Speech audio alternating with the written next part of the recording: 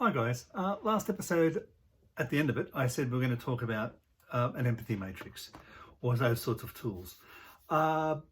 Episode 1, we spoke about defining a market, defining a category, defining some way that you know you're producing a product that one day someone will want to buy. The second one, we talk about setting up a scenario. How can we get people into a situation, becoming situationally aware in the environment your story will be taking place in. Now we're going to be looking at people. I know really how to sell a screenplay should just be post at this website or send an email to this magical list or whatever. Win a competition. Those are all marketing. Those are all side issues. We're talking about creating a saleable and marketable product. So an empathy matrix. An empathy matrix. So what is an empathy matrix? It's the 4 basic Boston Consulting Group boxes. So the first one you should really answer is what has the character seen? What environment have they grown up in? What's their world? What have they seen happen to other people that may be trying to plan something similar to what they're doing? What have they heard? What messages are they getting from the outside world? What have they heard from the press? What have they heard from their peers? Those two things, what have they seen and what have they heard, sets up the world they're in, sets up the environment, because there is the nature and nurture concept. Is a person a result of their environment or a result of their upbringing, the influences on them from other people, from society? So we're setting up what have they seen, what have they heard, what have they experienced previously. So it's those two questions: as what have they seen as an outcome to other people, what have they heard, what messages have they heard coming to them from the outside world. So they hear that people that go against the government disappear and die. What have they seen? Well, they've seen friends do that. They've seen whole neighborhoods empty. They've seen people disappear for no apparent reason. So they're beginning to get that understanding. They have seen that if you toe the line, benefit comes to you. A good party guy, the party will look after you. That's what they've heard. That's what they've seen. So we're starting to model the world for them. Now, that will give you an understanding of some of the pressures they're under. So remember, we're building an empathy for a character. Side note, the reason it's important to build empathy, a lot of people say, oh, you've got to know a person so well that you could answer some Harper's Bazaar or, I don't know, Walmart quiz. So who are their friends? What are their favorite colors? Where do they go to school? What sort of job did they have? 2 people could have the same job, go to the same school and have the same friends and act differently. You've got to empathize with them on their emotions. You've got to understand their emotional journey. You've got to understand their emotional stance, where they are. And you can get that understanding, or start to get that understanding, from the external forces. So the second part of this matrix is the most important part, more important than who are their friends, what school do they go to, how much money do they have, or more important than those are arbitrary questions. Those are the gloss. Those aren't knowing the person, not being able to empathize or walk a mile in their shoes. The next 2 important questions, right? What have they said and what have they done? In the past, my school, Punchbowl Boys High, had a Latin motto, which was facta non verba, which was deeds, not words. So what have we seen these people do? How have they reacted in the past? Have they rallied against things? Have they gone along with the flow? Are they a follower? What feelings have they had about this? So what have they done? Well, who have they confided with? What have they said in the past? Have they expressed privately something that's bad against the party or bad against the government? What sort of things have they done previously? So what have they done? What have they said? Now that we know what they've done in light of the environment, from what they've heard and what they've said, what have they said previously? So now we know their character. We know the world they're in. So we know they won't act out of character. We don't need to know their friends. We don't need to know their favourite colour, the band they followed at school. We now understand them. Based on that, you can start using things like a force field matrix or a force field analysis. So we're getting through 2 tools at once here. It's a bit of a bonus. Get a piece of paper, any piece of paper will do. I don't have it laying around because I've been cleaning up my office. You get a piece of paper, draw a line down the middle. We've discussed this before. You put all the things that he would like and want. And we're not talking, or not just goals, not just like he wants to get the bank's money. So you can put everything here, like he wants to feel a sense of achievement.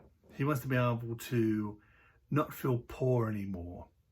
He wants to avoid criticism of his family. He wants to prove himself as a man. He wants to grow up. He wants to stand on his own 2 feet. Those sorts of things. And then you can put in there some of the plot elements that you think, like he wants to rob the bank, he wants to get the money, he wants to get the girl, he wants to attend the concert, he wants to do whatever. On the right-hand side, in that right-hand column, you start putting the things that may be opposing that, things that are going to be standing in his way.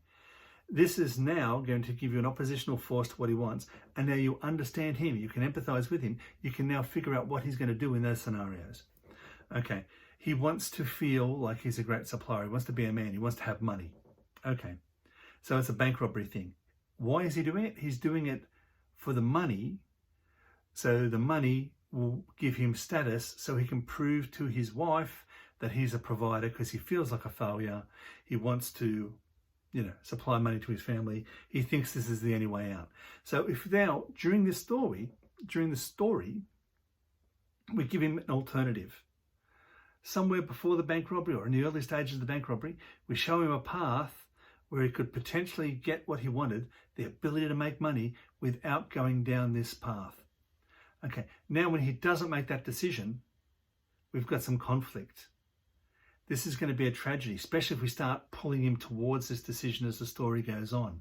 We start showing him that he's made the wrong decision, that he could save himself, but maybe then something because this is the environment that he's in a crime family, that everyone does this sort of stuff. That's part of that empathy. It's what he's seen. It's what he's heard growing up. These are all the things that are going to keep him on his path. And the tragedy is that he could go over there. He could save himself at any time, and he chooses not to. This is the beauty of force field analysis teamed with an empathy matrix. It allows you to understand the person, give them goals, give them wants, give them the opposition to those, and then start writing story around it. So these are tools, not rules, that you can use. And you can use these at any time in a story. You can bring a small character in and think, well, they feel a bit like a tool, a contrivance. They don't really feel real. I'll put them through an empathy matrix and see if that will give me some understanding of how they may talk or some of their actions or why they're doing these things. And if we understand why they're doing these actions, that gives them some depth. And maybe we can bring those, we can sprinkle those into the story. We've got these abilities now, these tools that we can use to build a better story. So if we move along with the rough story that was the hostage, we just had to have the 2 cops in opposition to each other so the criminal could come in as a wedge, which is the story. It's a 3-way story in the hostage. So when it comes out, I'll drop a link and people can watch it. It's a 3-way story. So each person had to be intrinsically different. They had to have a different decision-making mindset. So I had to develop empathy matrices that made them individually different, that they all wanted different things. And you can then, once you've got an empathy matrix, you can push it forward or you can push it back. You can go backwards in time and say, okay, these things that he's seen, what would they look like? How would they have influenced him? And by giving those depth, it informs the character going forward. I hope that helps. Next episode, episode 4, I've asked a few people over on Stage 32 to give me rough ideas, just a quick idea for what a story could be. And we're going to go through a real quick exercise of fleshing each one of those out into a storyline and a plot for a film. Some of them won't be film worthy because some stories are amazing, but would make really sucky films. So we may even look at that. It's not a film. It's not one of the early videos. Is this a movie? We're going to be doing that, and that should be a lot of fun. The logline vlog is coming along. I've got a couple of log lines lined up with people who've been very, very kind enough to contribute, and I've got the episodes written out. Unlike this, where I can just talk and tell you what I think and form ideas. For the logline vlog, I actually have to read your logline, write a few versions, find the errors, not the errors, find the things that you're missing an opportunity in your logline to tell a better story. I have to find those, suggest, move it around. So that takes a little bit more work. So that's why they've gone off for a couple of weeks now. But they will be launching very, very soon. I'll probably record 4 or 5 episodes all at once. So you'll probably see the room the same, me dressed the same, and I'll just be releasing episodes. Until then, if you could, subscribe, leave comments, like a video, all the YouTubey type things. Nick over to griffithscreative.com.au, where you can contact, have a chat, see other videos, see other articles, things like that. There's nothing to sign up, no course being sold, there's no email list. It's purely just a resource for writers, because I'm a nerd. When I'm not writing, I love talking and writing about writing. Okay, until next time, all the best and keep writing.